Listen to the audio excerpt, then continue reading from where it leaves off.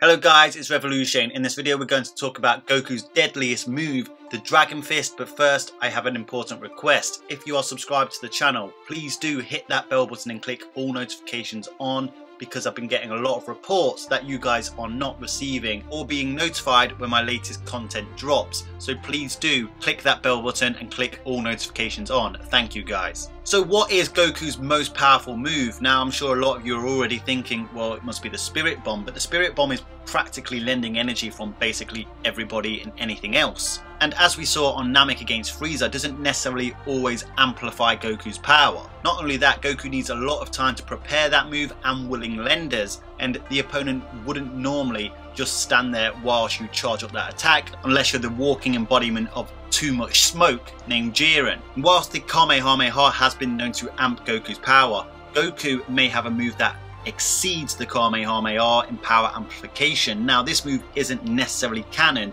to the Dragon Ball Super continuity, but it is a very famous move in the Dragon Ball verse. We are going to be looking into how powerful this move is. After all, you never really know when something will be made canon to the mainstream continuity of Dragon Ball Super. Cough cough Broly. But just before we begin, a quick question. If you were to have Goku learn a technique from any other anime verse, which move would it be? Would it be from Naruto, Hunter x Hunter, My Hero Academia, or Saint Seiya? Let me know your move and reasons why down in the comment section. And guys, I do have a Twitter and Instagram account, so if you're on those social media platforms, do come follow me and we can talk about Dragon Ball even further. You will find links to both of those in the information section as well as my pinned comment. So whilst the Dragon Fist may be a technique or a move inspired from a technique that we saw in the Dragon Ball manga itself, the usage of this incredibly powerful technique has only been seen in the Dragon Ball Z movies, Dragon Ball GT, and the video games for Dragon Ball. We have yet to have seen or have a confirmation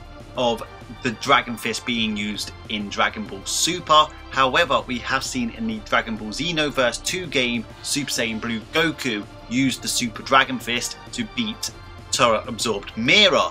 The most famous occasion of the use of the Dragon Fist probably came against Hirudegarn in the Dragon Ball Z movie, Wrath of the Dragon, but Goku also used the Dragon Fist in Dragon Ball GT multiple times against the likes of Super 17 in quite a baffling moment, to be brutally honest, as well as in his Super Saiyan 4 transformation against the Shadow Dragons, I Shenron, and the incredibly powerful Omega Shenron. The Dragon Fist first appeared in Wrath of the Dragons, which ultimately debuted in 1995.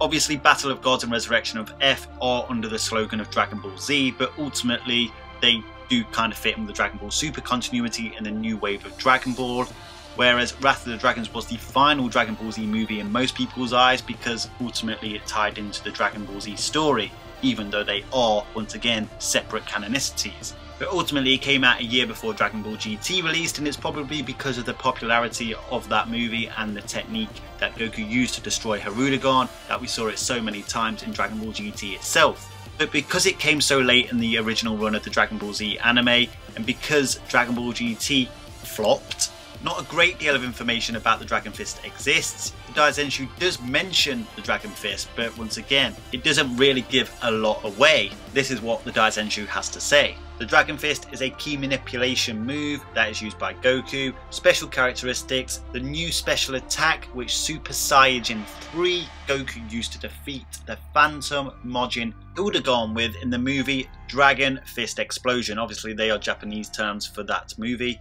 From out of Goku's outstretched fist explodes Battle Ki raised to stupendous heights. This Battle Ki of Goku's appeared as a golden shining dragon, and after piercing through Hirudegarn's body, it coiled around Hirudegarn and annihilated it through this formidable power. As you've probably noticed, all it really mentions is that his power is stupendous, and it is. If we look at that fight against Hirudegarn, once again, I am fully aware that the movies are not canon to the manga of Dragon Ball Z, and yes, the power scaling between the two are different, but the movies are supposed to be based on Akira Toriyama's original story, albeit taking quite a lot of liberties through Toei's endeavours creatively.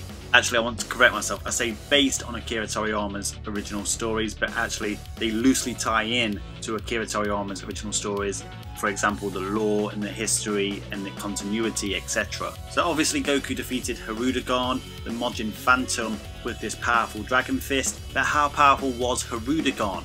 Well, Hirudegarn was literally slapping everybody up, including Ultimate Gohan, Super Saiyan 3 Gotenks, Super Saiyan 2 Vegeta, and of course he was smacking around Super Saiyan 3 Goku as well, even after Goku exploited Hirudegarn's weakness by exposing him to intense emotion. This actually drained Hirudegarn's power, and yet he was still smacking up Super Saiyan 3 Goku, which is why it comes as a surprise that the Toei website has actually put Goku as a Super Saiyan 3 on the same power as Hirudegarn. However, once again, I implore that the Dragon Fist amplified Goku's overall power. In a similar fashion that Goku's Kamehameha has at least more than doubled Goku's power at times throughout the Dragon Ball series. The Toei website pretty much states that Super Janemba is stronger than Hirudegarn because Super Janemba was able to beat off Super Saiyan 3 Goku, whereas Super Saiyan 3 Goku beat Hirudegarn. But ultimately, like I keep mentioning, Goku used the Dragon Fist against Hirudegarn and used Meta Moran Fusion against Super Janemba. However, the writer of the two movies himself, Takeo Koyama, and I do apologise about my Japanese name pronunciations, he stated that each new villain in the Dragon Ball Z movies had to be stronger than the last villain. That came from his mouth.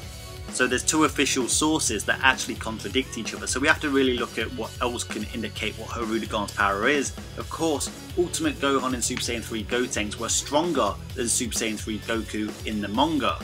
Hirudegarn easily overpowered both of them in his final transformation. In the Dragon Ball Z manga, Goku, who believed Super Saiyan Gotenks would be able to compete with Super Buu, a stronger Buu than the Buu he faced, Fat Buu, had no idea Gotenks would be able to transform into a Super Saiyan 3, meaning that in Dragon Ball Z, Super Saiyan 3 Gotenks could be approximately 8 times stronger than Super Saiyan 3 Goku. And then of course Ultimate Gohan was even stronger than Gotenks by Trunks' own admission. So the Dragon Fist would have had to have been more than a 10 times multiplier at a low ball to be able to destroy Hirudegarn. But that doesn't quite tell the tale, because we know that in Dragon Ball, to one-shot an opponent you have to be twice as strong as them, as stated in the Daizenshu, which means the Dragon Fist would have to be northwards of 20 times a power amplifying attack to beat Hirudegarn. Remember, the Daizenshu did state that this move rose Goku's powers to stupendous heights. Now of course, comparing the Dragon Ball Z movie scaling to Dragon Ball manga scaling is a slippery slope, I accept that, but what I'm ultimately trying to do is to try and find a consistency amongst the different Dragon Ball continuities that use the Dragon Fist in their material. And of course in Dragon Ball GT, which was just like the Dragon Ball Z movies produced by Toei, Goku in his Super Saiyan 4 state used the Dragon Fist against Ai Shenron, ultimately obliterating Ai Shenron in one of the most savage finish him moments you'll see in all of Dragon Ball. So to justify using the Dragon Fist, it would have to be even more powerful than the Kamehameha times 10. Obviously, he also used it against Super 17 in the Super 17 arc.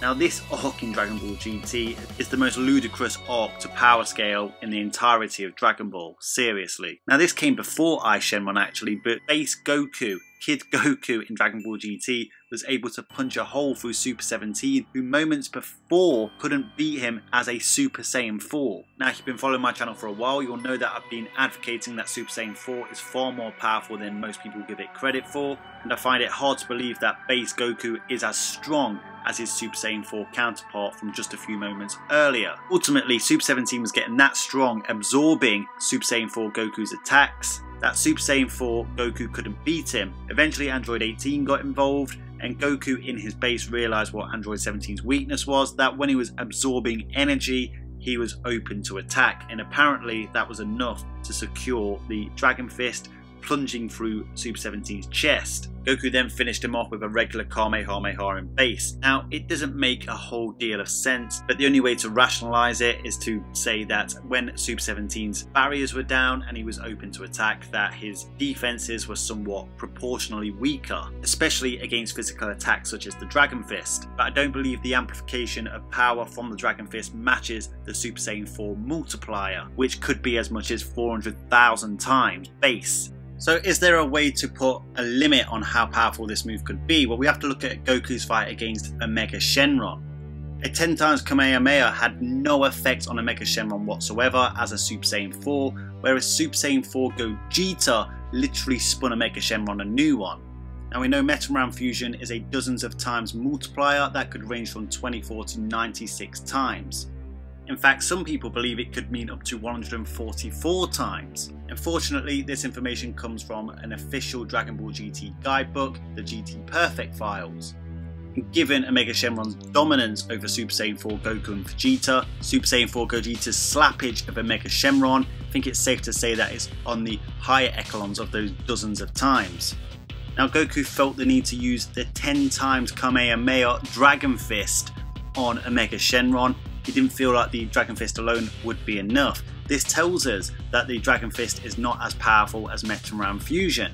And upon using the 10-fold Kamehameha Dragon Fist, Goku literally nearly destroyed a Mega Shenron despite the power difference. Now these two techniques combined may have put this one attack on the sort of power that Gogeta as a Super Saiyan 4 possessed. It did damage that only a Gogeta level character was able to achieve. Of course, a Mega Shenron at that point regenerated and ultimately was all for naught. But given the GT Perfect file stated that Gogeta could pretty much one-shot a Mega Shenron with no difficulty, that means that a Mega Shenron was around the Super Saiyan 4 times 40 to 50 range, give or take. So it does lead me to believe that the Dragon Fist on its own would probably be around a 20 times power amplifier and a 40 times power amplifier at the most. So the 20 to 40 times range. Obviously Goku would finish a Mega Shenron off with the Universal Spirit Bomb, but as I mentioned earlier in the video, the Spirit Bomb relies on energy from others and other things.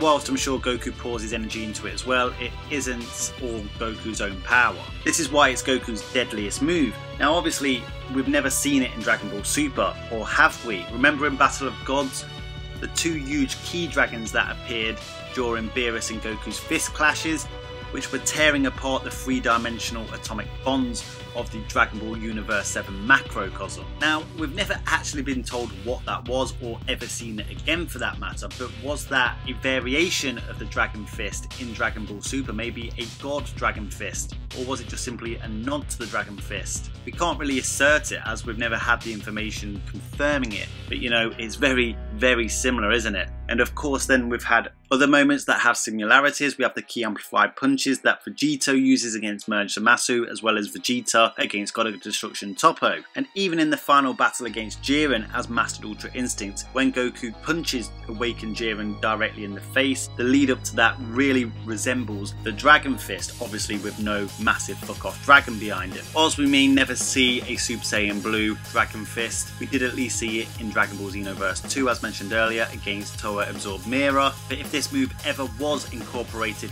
into the Dragon Ball Super continuity, this would remain Goku's most deadliest move. But based on scaling information from the Dragon Ball Z movies, from Dragon Ball GT, we can determine that it's somewhere around a 20 times to 40 times power amplifier, far surpassing all variants of the Kamehameha, and can even be used in conjunction with the Kamehameha. So guys, let me know your thoughts down on this in the comment section. Do you think I'm right? Do you think there's something I've missed out? By all means, let me know down in the comment section. Would you like to see the Dragon Fist in the future of Dragon Ball Super? Let me know. Please do keep smashing that like button if you enjoy these videos. Keep lending me your energy. Subscribe if you haven't subscribed. Until next time, Ad Astra.